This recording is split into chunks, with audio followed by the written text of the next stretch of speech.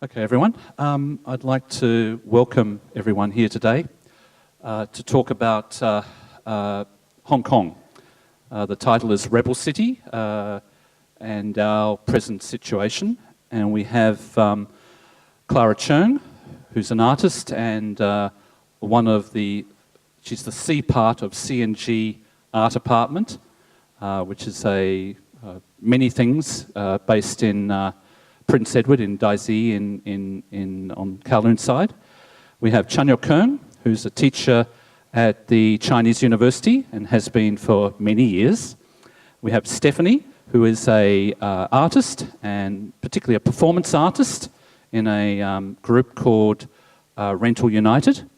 And we have Leung Po-shan, who was one of the original members of Parasite and is presently studying for a PhD.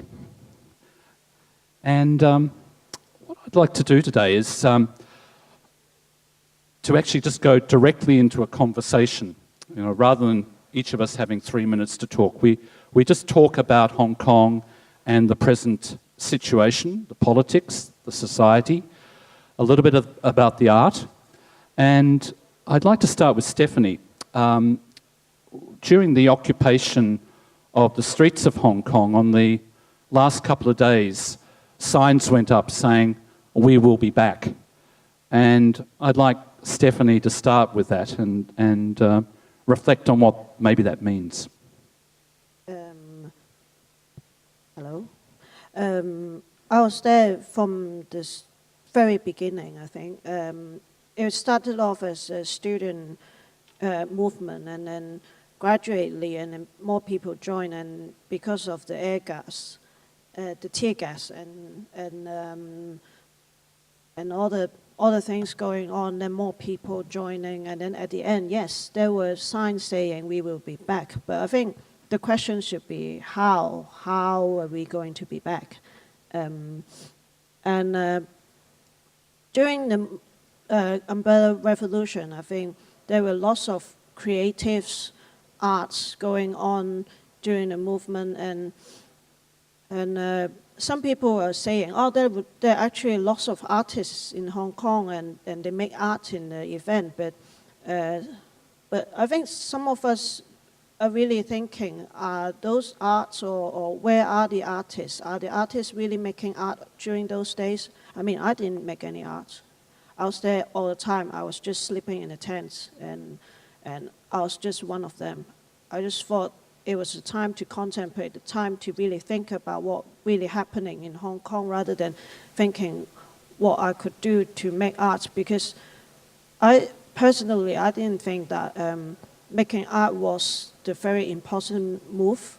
You don't always have to make art, but I think to really be there and looking into the event is more important than, yeah.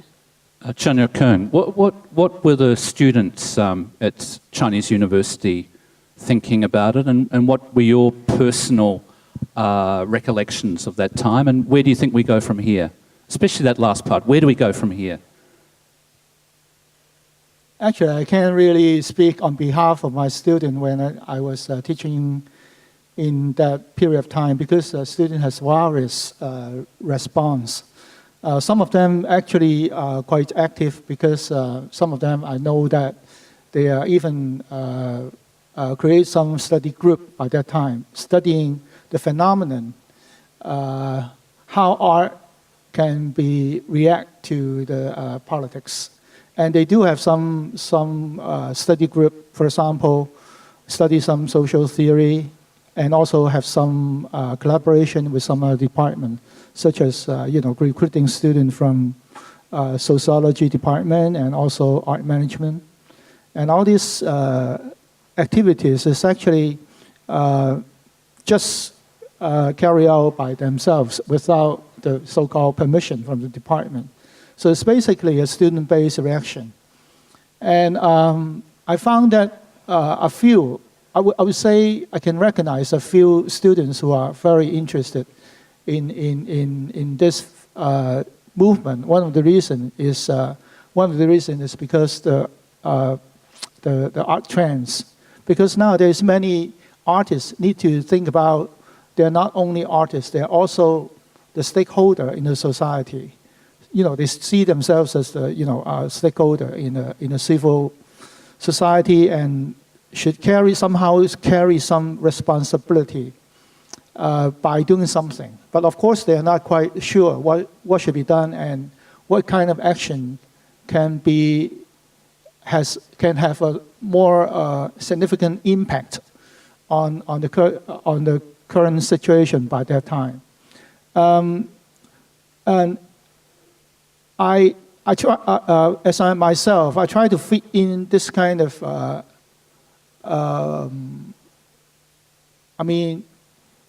sentiments. By that time, there's, many different reactions, including students' responses. Sometimes they even quit the class in order to go to the street, and sometimes even conduct some project started by their own to go to, for example, Admiralty or even Mong Kok. And of course, some alumni, some of them is actually running some independent space, such as with Batten, and they have a certain kind, some sort of so-called competition on the most useful or beautiful tent on the site, and they invite me as one of the adjudicator. And also, some of the alumni even, asked me to come over to the site in order to do some critique. It's like some classroom critique on the work they've been doing in Admiralty. But by that time, I really do not. I thought I'd just go there and just see what was happening. But eventually, they give me a loudspeaker, and it becomes a public speech. Like about art and politics, and which is totally unexpected from my point of view. But something interesting is I actually try to make use of this opportunity to see what kind of response can be collected from the student, and try to make use of this circumstances to activate the students' awareness of how to be a citizen as well as an artist. What kind of things they can do. So that's why I incorporate some activities outside into my daily teaching plan. I actually shift some of my teaching plan to social engagement art, to let them to make use of the circumstances and to think about how art can be connected to the society. And of course, the outcome may not be very desirable because I find some of the students do not have a very clear understanding of how to position an artist. This is one thing. And the other thing is sometimes some of the students are very young. They are not that enthusiastic towards politics. They don't simply just, I ask them to do some maybe research or observation before they make something, but at the end, they just create some so-called normal art. But I think it's okay, because by comparison and critique and discussion during in the class, I think everybody gains something somehow. So I find it is quite some.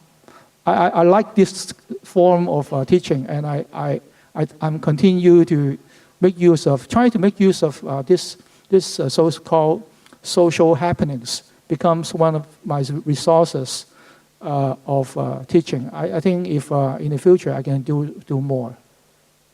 What about Leung Po-shan? You've got a lot of experience in dealing writing with the police. No, in articulating the Hong Kong artist experience. What's your observations? I do feel good to like to give a testimonial of the movement here, but I have some observations and interesting phenomenon that I really want to bring into the discussion here today. One is probably I have to remind all of us here, before this umbrella movement, there are waves and waves of movement in Hong Kong already. So the umbrella movement is, in fact, accumulate years of movement, including the preservation movement, including the anti-high-speed railway movement here.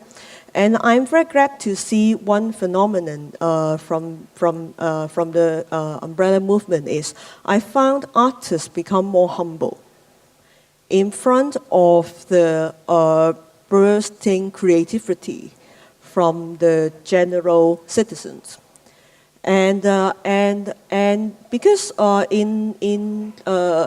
during the earlier movement here we talk a lot about art activism, and we were very optimistic, and a lot of artists, including I myself, very believe in, okay, art can help change the society. But this time, especially when the very first banner appears on the Lion's Rock, that rose, we want universal suffrage, and it was done not by the artists, and it is in fact the most effective piece of art that we all recognize and share the emotions and the engagement of the people here.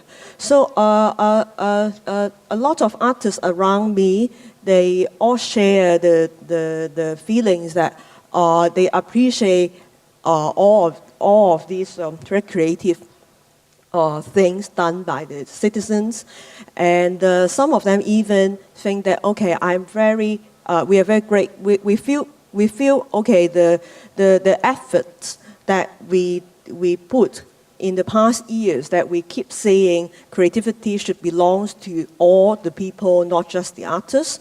So eventually, the American movement shown that that belief was a sit. But on the other hand, I find another backslash after the movement, and especially the frustration from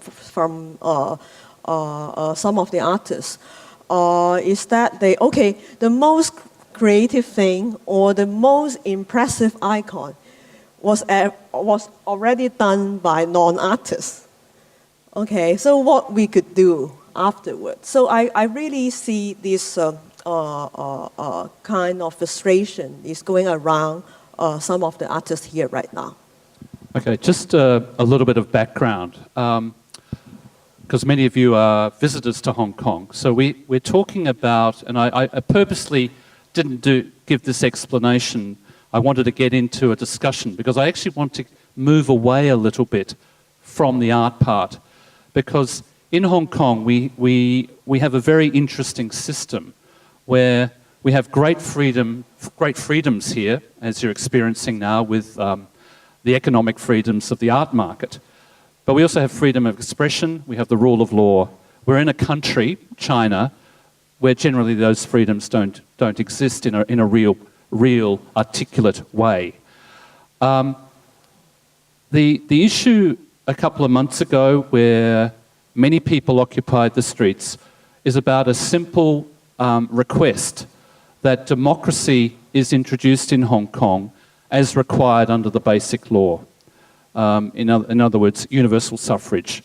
Firstly, to elect the chief executive, like the Prime Minister, and to then open up our legislature, which is called the Legislative Council, to a fairer distribution of universal suffrage. We have a distorted system of executive-led government in Hong Kong, a bit like the American system, but we don't allow the people to contribute by electing those officials. We have a very gerrymandered system of what are called functional constituencies, where we have one member of our parliament, the Legislative Council, and one constituency actually is one member is voted by only 123 people. So we have the doctors are represented by doctors in Hong Kong of maybe 5,000 people.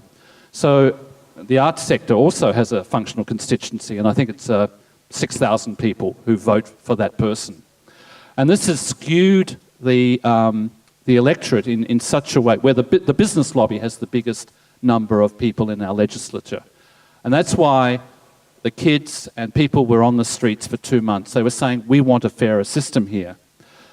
Many people have argued that, in fact, we shouldn't rock the boat, that Hong Kong actually has much greater freedoms than many countries in the world. However, you know, when people want to have a say in governance, they do. They demand it. And that's what's really happening in Hong Kong, in a very short summary. Myself, I didn't introduce myself. I'm an art critic, but I used to have a gallery for many years.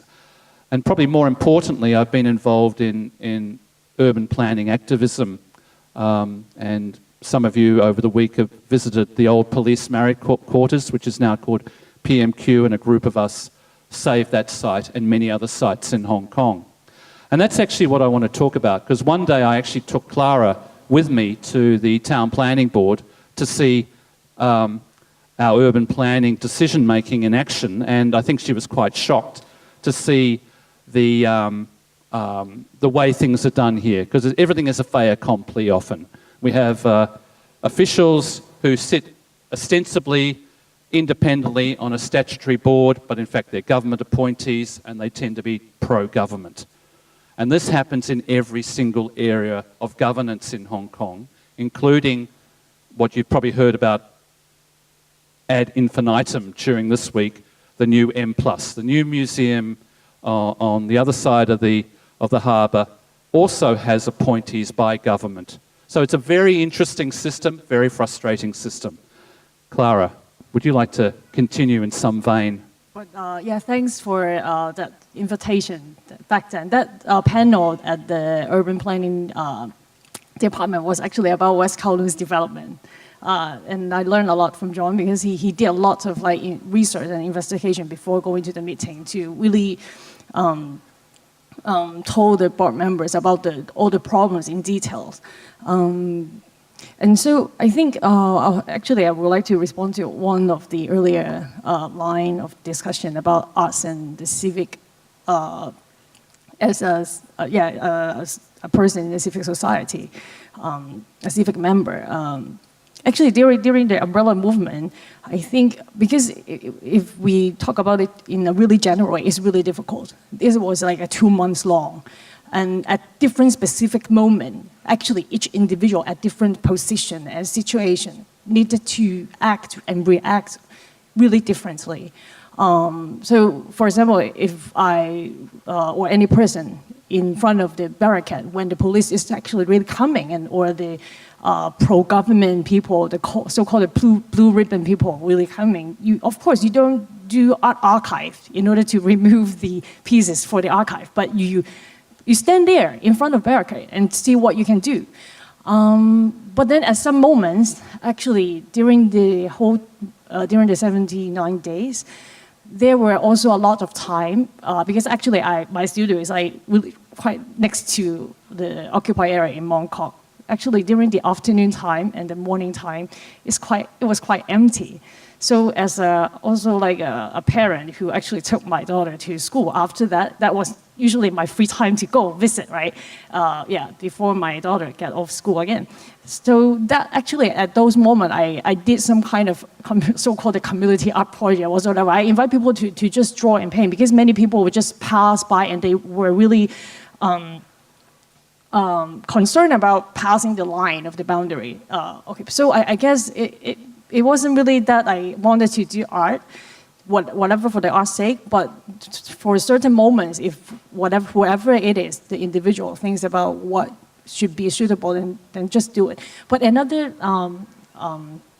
concern or responding to how we can get back, I think it's actually about fear also. Actually, during the movement, there was a discussion held at Pitt Street 18th in Yau Ma Tei, like a community,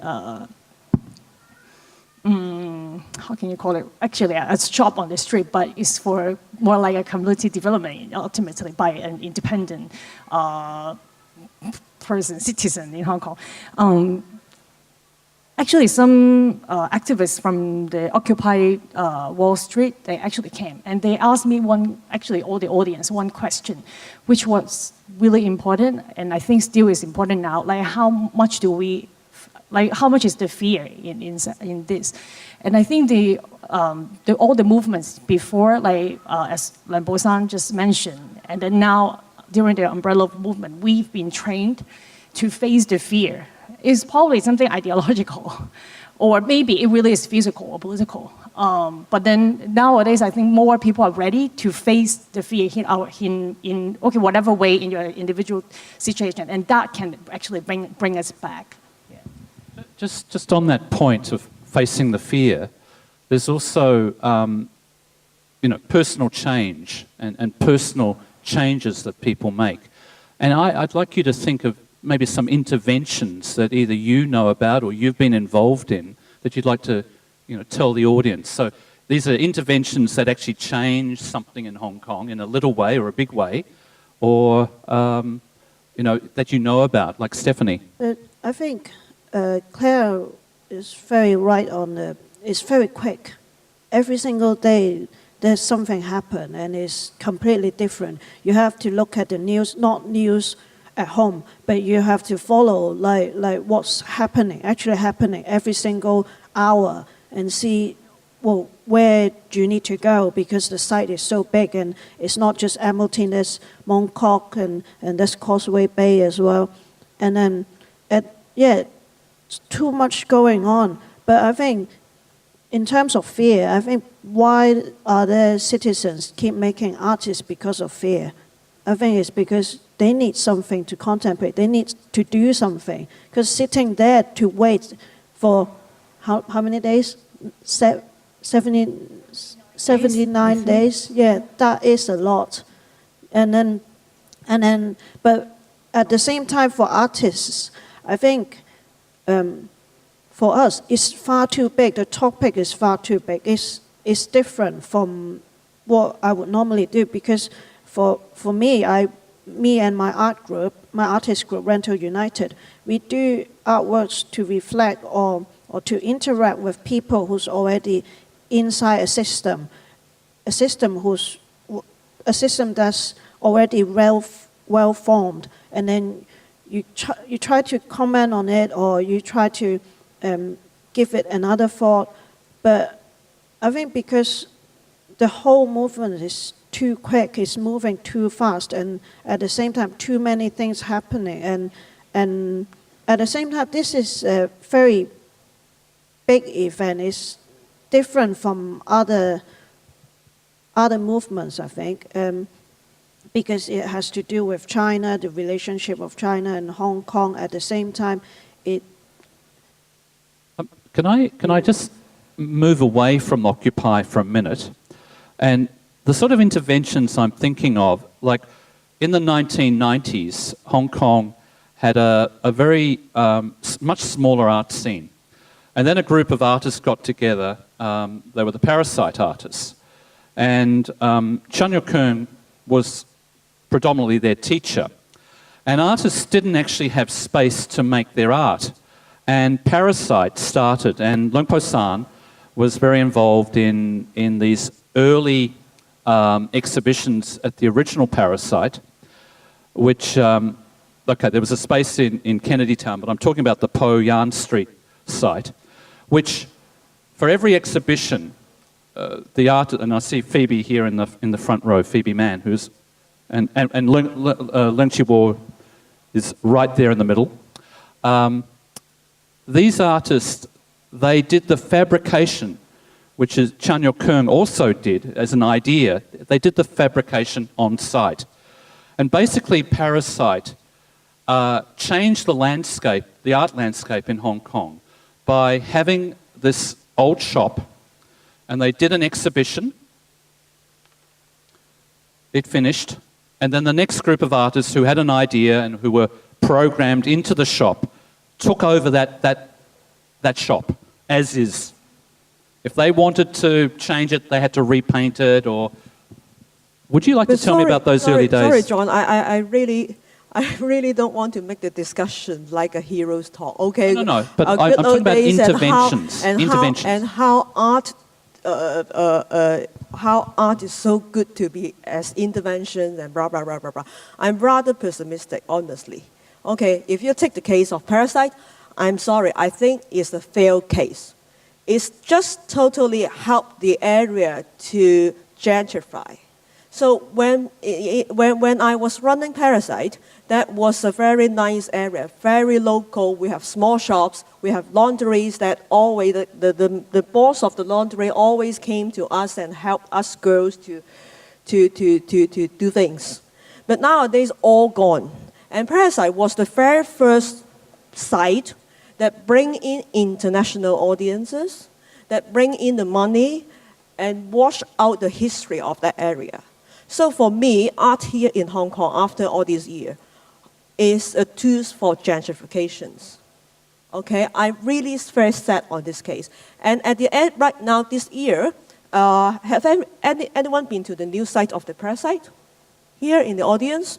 So now they cannot face up the rent increase.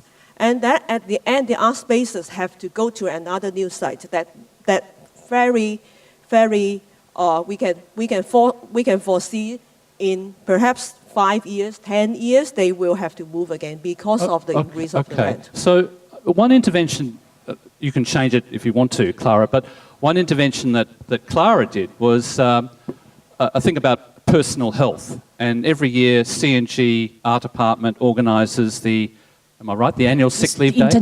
International Sick Leave Day, yeah. It's international. Yeah, can you explain? And all of you are invited.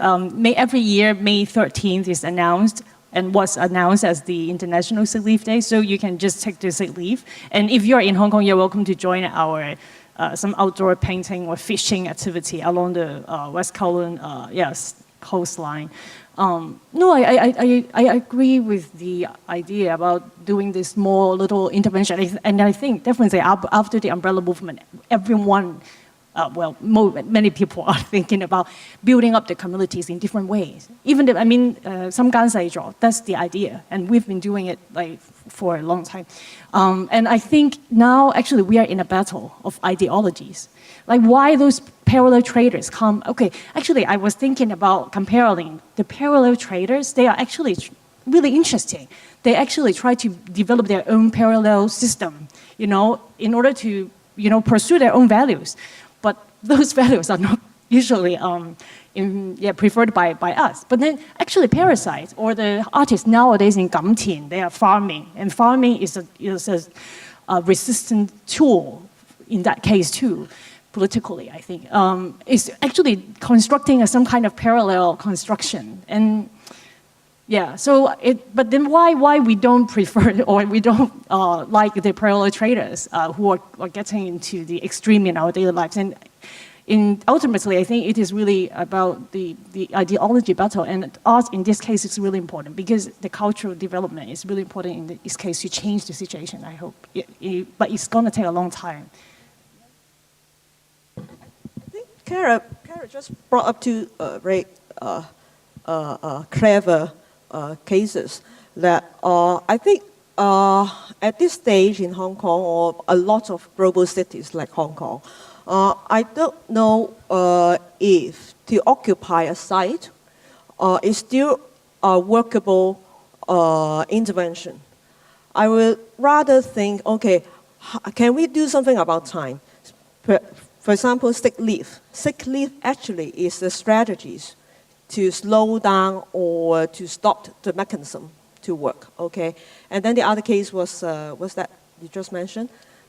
Kamtin. Okay, Kamtin is now some of the activists who was very active in the anti-high-speed, emphasize high-speed railway, okay? High-speed railway. Eventually, they settle and form their own community in Kamtin, that is in the northwest part of the new territory in Hong Kong. And when we imagine what is farming is not just about place and site and the soil, but about time. So you have to stay and grow root at a certain place for a long time. Okay, it's not just the very quick, effective way of attracting attention from the media or the general public, but you really engage yourself, your lifetime in a place that you really want to take root. So I think time may be the next elements we really need to pay attention when we talk about interventions. Okay, just some clarification here. Parallel trading, which Clara mentioned, is when, because there is a difference in the exchange rate and the pricing of goods between the mainland and Hong Kong, we have people coming across the border from China, from Shenzhen, into Hong Kong. They buy goods and they take them back. And it's typically milk powder, because food safety in China is so low, the regulations are so lax that mainland people buy food products because they think they can trust them more. So they buy these products and then take them back to China, sell them, and then often the trips can be many times a day. And it's caused great social dislocation in the parts of northern New Territories like Seung Soi and Yuen Long and Tuen Mun, where the public services have been overwhelmed, particularly bus services, and you've got protests by all sorts of people. Leung Po also mentioned Cam Tin. We had a big protest against a fast rail line between Hong Kong and Guangzhou, and a village called Choi Yun Village was destroyed because it was in the path of the railway line.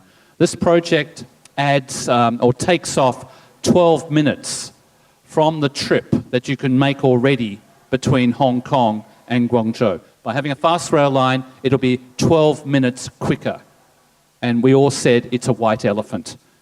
In fact, that station, that train line will go directly to West Kowloon, just near M+, the new M+. But there were great protests, and there was an occupation, maybe not occupation, but artists did interventions, they did art protests in this village, and many of them got to love the countryside. And what you're now seeing growing around Hong Kong is what's very typical in other parts of the world, like farmers' markets, organic food markets.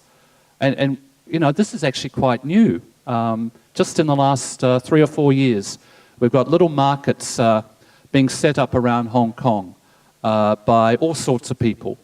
So again, it's actually a questioning of the values that Hong Kong has long held, the sort of capitalist values of free enterprise. Keung, you've been quiet. Would you like to say something? I need a rest. Actually, I think that the younger generation is trying to find a new way to find their own, betterment of life or happiness, because of the highly, capitalization. It's actually take away a lot of opportunity to let some lifestyle, to take away the possibility of different lifestyle. One of the reasons I think I have to blame the high land policy. The cost of land is so high. So actually yesterday I talked to a friend. Actually he's a factory owner, and he told me nowadays it's very difficult to find this very skillful craftsman to produce some really fine work. It's one of the reasons is nowadays if you put too much effort in learning one traditional craft, and you can't really survive. And also our mainstream education is trying to convince our younger generation not to choose some occupation which has a very low return or slow return. So I think the Highland policy is actually one thing that actually agitates the responses of the young people nowadays, that they have to change their value system in order to get a future, to find a living in Hong Kong, and also to find a more decent. I mean, you need another set of value system in order to empower yourself, especially under the so-called mainstream value that if you are a good student, you better pass a examination with very good grade and then go into the so-called professional discipline to study in the university. And after that, all you need to do is just to get well paid and with a lot of leisure time. But this kind of pragmatic attitude no longer really applies. One of the reasons is not our mainstream education system is actually create a lot of failure, because not many people can get very good grade, and the store step is too high for the general student to get in the so-called professional occupation. And actually, I think Hong Kong is actually lacking variety. I mean, variety meaning that if somebody who's just interested in, craftsmanship or being a woodworker later, I think it happens in some other country. Or you want to be a good cook, why not? But we often see this kind of daily skill as of a lower priority or less intellectual. And of course, which also points to a result of not getting good pay in the future.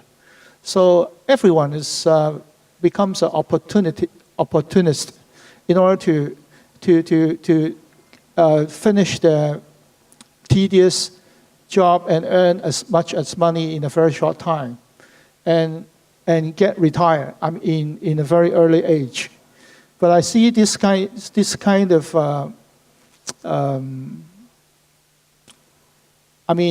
thought is actually limit the other opportunity of development for another group of people who want to work for a job that they really want and learn through working in a lifetime. I mean, if you really love the kind of knowledge that you're pursuing, or you really love your job, and then you can have a lifetime learning. If you just want to have a very decent job and then you get enough money, and then what you're looking for is to get an early retirement, and then just to have do a lot of traveling and enjoy this super expensive food and have good clothes. I think nowadays the younger generation is because of if I go back to the recent umbrella movement, I think it's not just a movement that trying to conquer to just get the so-called universal suffrage. I think it's in a more deeper level. I think it's the capitalist system that, the rich people get in connection with the politician. Then I think it becomes very powerful, that able to destroy a lot of alternative thought and lifestyle. And if the general kids nowadays they receive better education and have and when their living standard is not like my generation. I was born in the late 50s. By that time, everyone was so poor and trying to get a decent job in order to get a better living standard. But nowadays the kids is much well off, and then they really have something want to do, and they are allowed to do so. You know, like I'm a parent, and I will let my kids to decide to do what they want to do. And in this scenario, I think the younger generation, if they really want to do something, want to pursue some goal, I think the fairness of the society is a very important thing. I mean, in the past, I mean, you need to succumb to a lot of so-called social or norms, especially interpersonal skill, and you know the right person, you get into the right firm, and you listen to your boss, and then you can have a steady life. But nowadays, I think the young generation has a wider vision, I would say. And if they want to pursue something, and they got to, if they see that in the future, if the government and the so-called the people who got the benefits from the current system is actually not helping them, then they have to fight their own way out to get their own happiness. Okay. Why don't we take some questions from the audience, from you? Anyone would like to ask a question? Okay.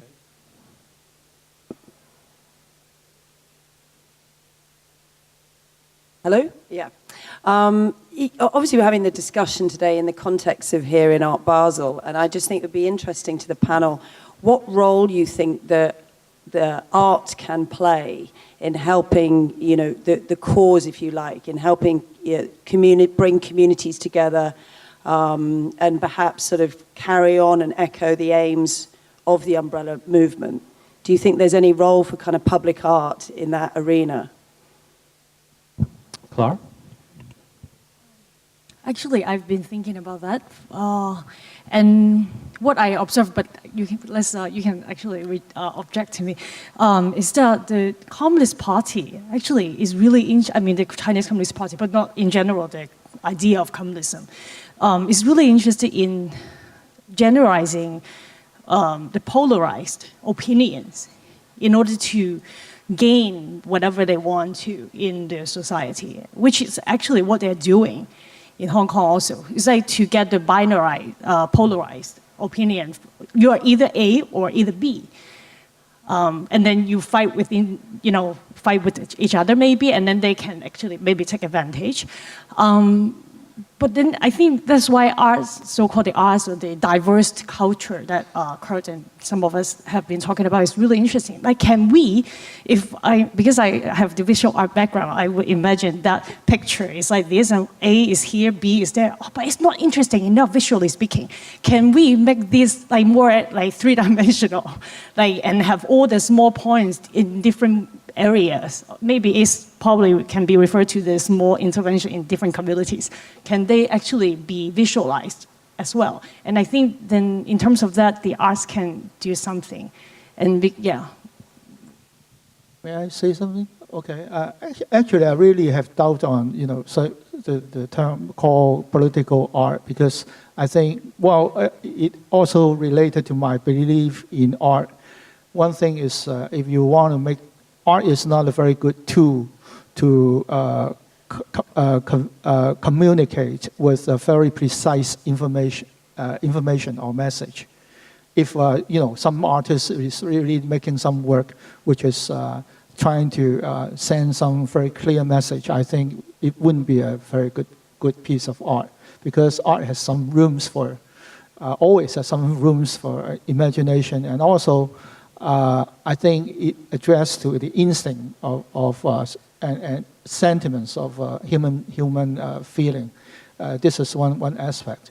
So if somebody can create some sort of art which can be clearly convey some message, I would say that well, maybe it can fulfill the function of conveying a message, but at the same time, I don't think it's very artsy. But when some so-called artwork that I saw in the umbrella movement, many of them, maybe somebody planting a small plant on the crack of the road. Well, you can't really see any message there. It's just some act. So maybe some act by some student or some passerby. So, but I do feel that art can have that kind of power to enhance a certain atmosphere that cannot be communicated through verbal language adequately. So I think art can play a role here, especially in this kind of social movement, by not convey some concrete message or precise message, but to create an atmosphere and to arouse the interest or to enhance the atmosphere. I mean the non-verbal side in order to touch people. So this is art can only work in a way of helping message to be delivered, but not the message itself. Well, one thing that happened in those 2 months was that, in fact, I think people's knowledge of the basic law, for example, our mini constitution in Hong Kong, I think people's knowledge of the issues of the power of tycoons in Hong Kong, because Keung's absolutely right. It wasn't just about universal suffrage. I think the occupation of the streets was about many issues. And I think it was the first time that many people had thought about it on both sides of the fence. And I think what's happened is it has consolidated opinions. So you've got the liberals on one side and the Clara, what calls the blue shirts, the more conservative, pro-establishment people, having very much clearer idea of the issues involved and having a clear idea of where they stand on those issues. I think that's really what's happened. And actually in the next couple of years, it's going to be very interesting because it is very polarized. Stephanie. Well, I don't think like artists is very political in Hong Kong, and I don't think arts are very political. It's just happened to be the place itself, because politics occurred, and that's why art was affected by politics as well.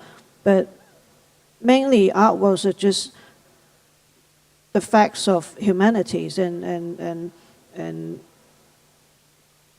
it's responding to what happened to the society. And I mean, for me, I don't stand on neither side because I don't go farming, and I don't think that that's necessary. And but I don't like the government either. So what I do is I just go back to my studio and concentrate and do my painting, because if all the artists go to farming, then no one makes like art. And I like doing painting. I like something that's very traditional. I like something that's with an integrity of the media. I like it. And I think just concentrate on what professional you are at and really concentrate into it. It's already saying something. Yeah. To kind of further develop a bit, the arts I was trying to refer to is, I don't imagine it as the traditional kind of political art, definitely not political art objects, but the art sense in general, and to help to build up the diversity in society and the civic society, which can be in many different ways that we can imagine. But expecting me to have the answer? No, sorry. But I'm afraid I have to still play the role of the devil advocate again. I think it could be to diversify things in order to be diversified could be a very tricky ideas. So we can just now see what's selling in the cities. Even the movement could be sold, okay? Taking the icons, taking the aura of the movement can be turned into commodities.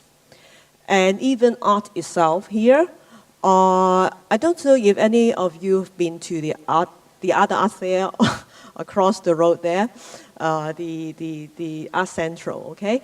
So it just like providing more marginal difference in the market and the city. So when we think of diversity, I think we could not just stay on the surface that is just dealing with the aesthetics, but when we talk about the case like in Compton that the young people going to farm there, of course they use the artistic method to make it more appealing. But the core of the whole thing, or the beauty of the whole thing, is to really engage it in a socio-politically way, instead of just to package the whole thing again and put it onto the market. So I think I still believe in activism, but I truly never believe in art activisms. Okay, yeah, that's my I want to give one example. I'd like to make one point. The question was about how Art Basel affects Hong Kong's call for more democracy. I think it probably doesn't have any effect. You know, Art Basel is a big art fair, and it's been very interesting watching that phenomena get bigger, and the many entities and organisations and art groups who want to jump on the bandwagon or to be pulled into the flow of what's happening this week. And, you know, for example, we have a perfectly good event called Photanian, which is the artist studios open in Fotan. And they've made that decision, or some of them have made a decision to move from their traditional January 2 weekends of opening to this weekend. And personally, I think that's a great detriment. I myself organised an event called Art Walk, and I've very quickly moved it away from this week, because I think it's very important to have diversity and to have other things happening in the other 51 weeks of the year. And that can only happen if people make that decision. So, you know, these organisations like the Peninsula Hotel, who've put a sculpture on their facade, and Rolls-Royce, who've got I think it's a updated, you know, Morgan Wong's updated intervention in the showroom. You know, these things say to me that Hong Kong is still an immature place. Because why can't the Peninsula do something in July, in the middle of summer, when we need some relief? You know? So I think what happens in Hong Kong is evolving. And of course, we need museums to bounce ideas around and contemporary art spaces to bounce around. And Leung Po criticised Parasite before, and she's absolutely right. We don't have actually any artist-run spaces at the moment, even though there's government funding available. So it's an interesting thing we're going through. I'm sure we will in the next few years, because everything evolves into something. And gentrification of Cheung 1 has happened, and it's inevitable in places like Fotan. But it just means we have to put a little bit more effort into finding those cracks and exploiting it. You know, I was in Manila recently, and the same thing's happening in Manila. Yeah. Okay, one more question, or a few more questions, because we can actually go over time a little bit today. A couple of questions over here.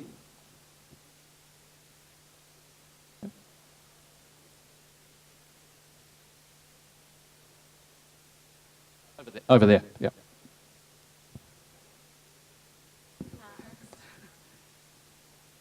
Hello, I try to make my question clear, because I'm really curious about, from the point of view of artists, what is the core values about Hong Kong? Because personally, I see Hong Kong going through the past 10 years sort of like lost herself, because it's not capitalism, it's not quite socialism.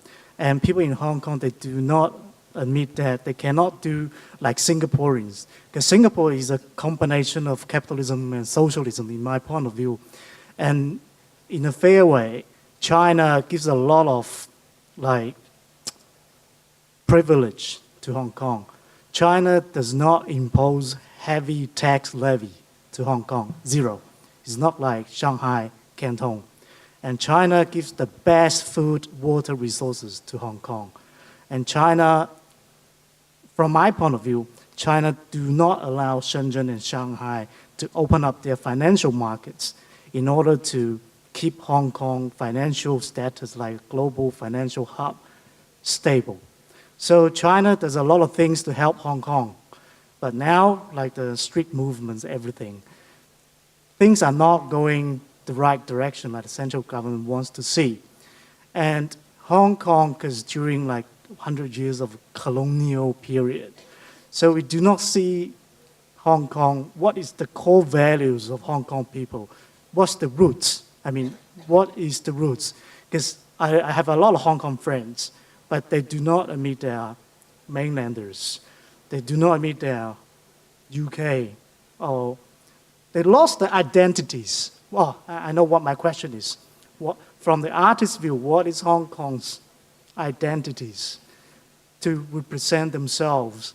So it's quite curious, I mean, in this point of view, because like the gentleman said, the new generation sort of like fight the way to get what their resources. But I mean, Hong Kong, why they're doing this? Because Hong Kong is losing the historical advantage as the open up window for China. Because China is opening up. Yeah. Thank you.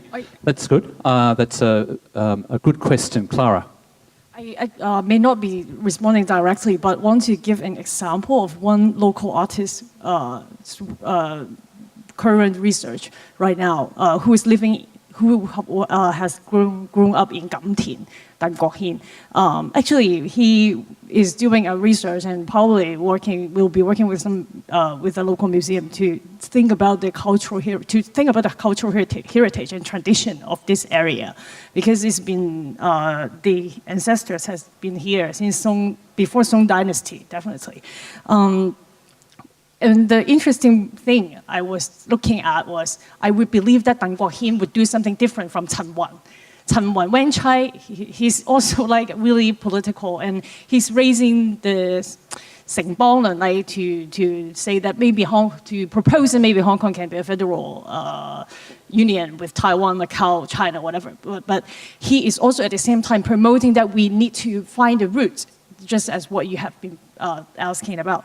However, I don't see that Chen Wan can do it in the right way, because it's not sincere. You can go to YouTube and check out the Chen Cao Zai already. But whereas Dan Kok Hin, in this case, as an artist, maybe it's really the characteristic of the good artist can bring the goodness of what it is to society.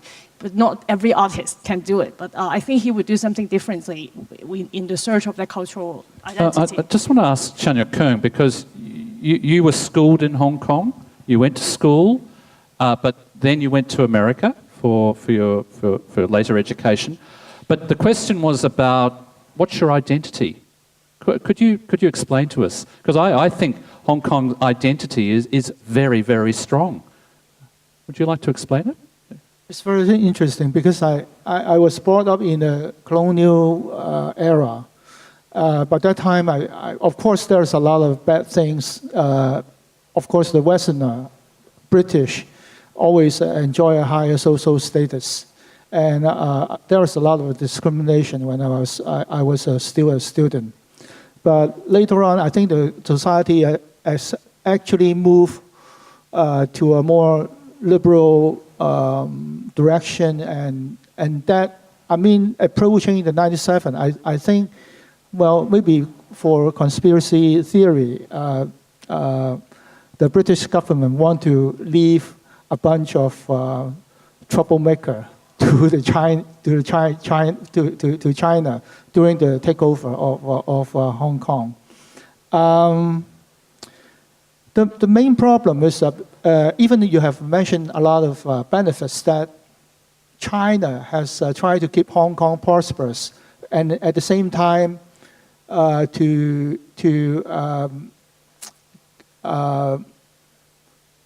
think one of the reasons is Hong Kong still, there is many discourse and many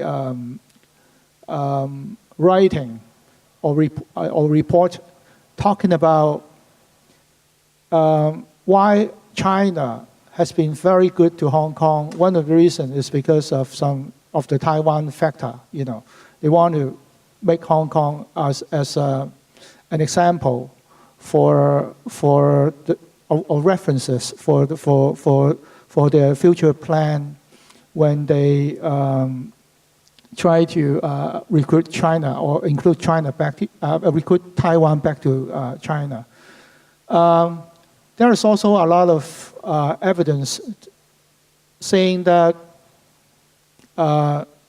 Beijing is doing, when Beijing do all these kind of things, is trying to keep a better reputation, especially international reputation. Especially nowadays, China becomes very big and more important in the international arena. So all this kind of so-called benefit is actually not just for free, just give to Hong Kong for free. And I think one of the reasons is because Deng Xiaoping always promised that Hong Kong should have 50 years unchanged. And all this thing in my mind is one of the things is okay, the joint declaration made years ago is actually still in place and effective in many in the eyes of the British government. So I don't think China can just suddenly change a lot of things in a very short period of time, just to get the power, get the control in Hong Kong in a very short period of time. But the thing is, after Xi Jinping take the place of the chair in the Congress, and I think there is a lot of things that's changed, and you can see there is a lot of struggle, power struggle within different parties inside China. And Hong Kong has been, after all this year, being tapped into the so-called international society, and now people are actually get educated. And after all this year, Hong Kong becomes a member of the international alliance or society, and the way of living and working, and also the education level. You can see there is a lot of debates between the so-called pro-Beijing party and also the local scholar party, and you can easily find why, and you can easily judge who's right and who's wrong. And so I think the reluctance or the resistance now we have now in Hong Kong is actually came from the idea of having the so-called backwork system leading the more advanced system. So that really bothered a lot of people in Hong Kong. Okay, quickly, Stephanie, then we'll take one more question. Okay, I think Hong Kong is under the very big, what do you call it? Identity crisis, because we were, like most of the Hong Kong, like our grandparents, parents or grandparents, we were immigrants from China. It was back from Cultural Revolution. That was the time when our grandparents or grandparents came to Hong Kong. And since I was young, my grandparents hated China so much. I still remember it. But I mean, the British, they didn't do us justice neither. They left us with problems, lots of problematic things happening in Hong Kong, like the education system. It's not doing us any good neither. And I think that's why people's been fighting. They want something new and they want a change. But what do they want to change? They don't know. And can they stand on their own? Can Hong Kong stand on its own? No, not now. Yeah, I think that point about the British legacy, when they were here, the elites ran Hong Kong, and that's the tradition we've got. And you see that in every strata of Hong Kong. And that's why, after the Occupy, it was business as usual for the government. And it's quite disappointing in that way. Okay, one more question, I think, here, or... She was first, but do you want to go? Hi everyone. Since we are at Art Basel, I want to ask something about the art market. So I want to know your honest opinions on the art market in Hong Kong, being Art Basel and all that. In the background of, I spend a lot of time with the fellow artists, and I have to say their bank accounts are always in the 3 digits area, or we're having our budgets eating our dinner at like $50 or $70, which is like quite low because they can't afford it. So there's a lot of sentiments in the media saying markets is not good for art in general. So I just want to wonder what's your opinion and how to help the local artists in terms of their living standards. Comment on that? I really don't know. I can just share another observation here. I just talked with a museum curator here.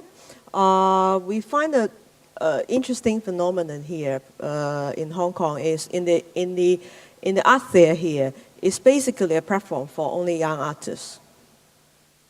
Okay, so the whole system, like they setting up different categories of the booth, or they set up the age limit, but somehow there's also reflect the pricing mechanism in the art fair. So it's really interesting now in Hong Kong. The art fair is paying a lot of attention on the younger generation that is below 35. And then they are less or even make the more established or mid-career artists invisible in the systems. So I just wondering, or I'm looking forward to what effect this mechanism will bring to the Hong Kong art scene. So will that make our art community here more rootless? Because we look at things just horizontally instead of bringing in a historical dimensions and the context here. So I'm really looking forward to the effects of the art fair here in Hong Kong. And plus the Fultonian issue here, John just trying to mention. It seems to me that the art market or the art fair here really burning or consuming the creative energies of the Hong Kong art world very fast. So all the attentions and the energies and the very limited resources will be relocated to make a bloom or make it a very festive carnival event in just a few days. So I really I have a lot of doubt on the effect of the art market and the commercializations of the art world here. Stephanie? But I love the Art Basel. Sorry. I think it's very good how we get to have Art Basel in Hong Kong, and I think it's the way how we take it, how we're going to make it us, instead of like, because it can be like Milan Fashion Week. Like Milan has nothing to do with fashion, but the local people don't know anything about fashion, but Fashion Weeks is in Milan, and that's the fact. And Hong Kong can become like that. Like the Art Basel Week, it doesn't mean anything to the locals in Hong Kong, but it's about how we take it. It's about how we use it well. Because otherwise, I mean, we artists, Hong Kong artists, aren't earning anything. If we don't have this, we're not earning a single penny. So I like Art Basel, I pull Art Basels, but I think it's very important how wisely we choose and we take it, we respond to it, yeah. Okay, everyone, thank you very much for coming, and we welcome you. I hope we're invited back next year. Thank you.